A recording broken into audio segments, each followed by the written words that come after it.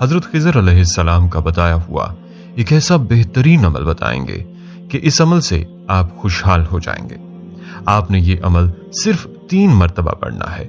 جب آپ کو کوئی تنگی پیش آئے یا آپ کو کوئی حاجت ہو تو اس عمل سے اللہ تعالیٰ کی غیبی مدد ہر انسان کو حاصل ہو جاتی ہے۔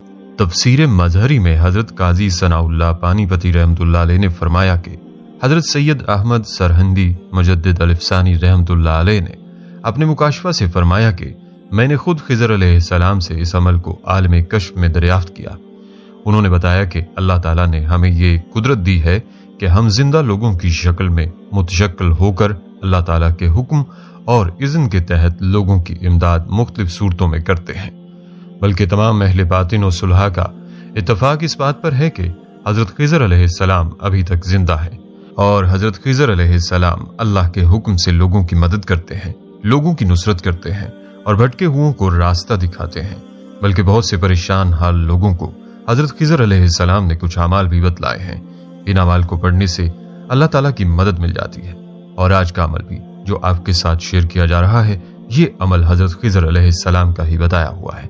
آپ نے یہ عمل صرف 3 مرتبہ پڑھنا ہے، بلکہ جمعہ کے دن تو اس عمل کو سارا دن کھلا بھی آپ پڑھ سکتے ہیں۔ اس عمل کے اندر اللہ تعالیٰ کے صرف 3 نام اور چند الفاظ ہیں، اور بہت آسان عمل ہے۔ اس عمل سے اللہ تعالیٰ اسباب پیدا فرما دیتے ہیں۔ آج کی اس دنیا میں لوگ اسباب نہ ہونے کی وجہ سے پریشان ہیں، بلکہ بہت سے ایسے لوگ بھی ہیں جو تنہا زندگی گزار رہے ہیں۔ کوئی ان کو بلا کر راضی نہیں، کوئی ان سے بات کر کے راضی نہیں۔ بڑے بڑے قابل لوگ بھی آج پریشان حال زندگی گزار رہے ہیں۔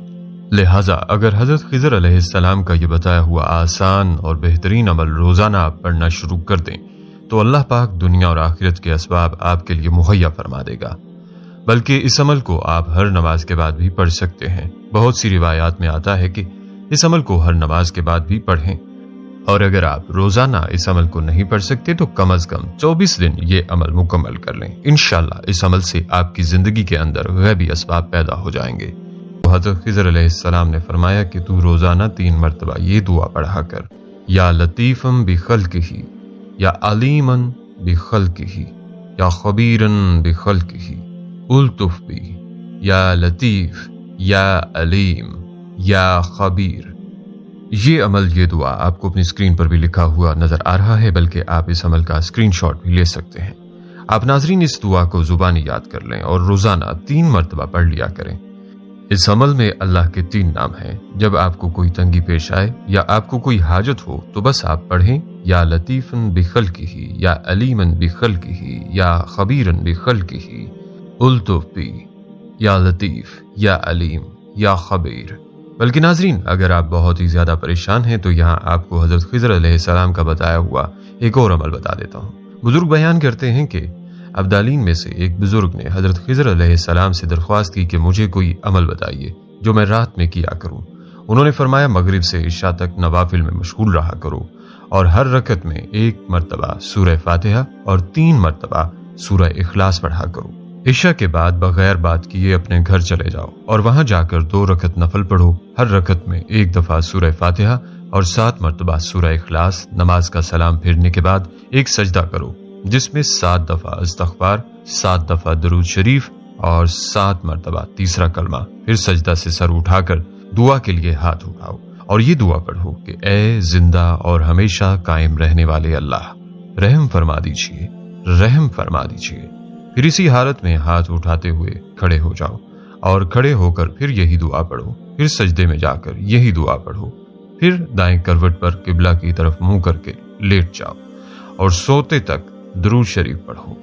جو شخص یقین اور نیک نیتی کے ساتھ اس عمل پر مداومت کرے گا، مرنے سے پہلے حضور اقدس صلی اللہ علیہ وآلہ وسلم کو ضرور خواب میں دیکھے گا۔ بعض لوگوں نے اس کا تجربہ بھی کیا ہے۔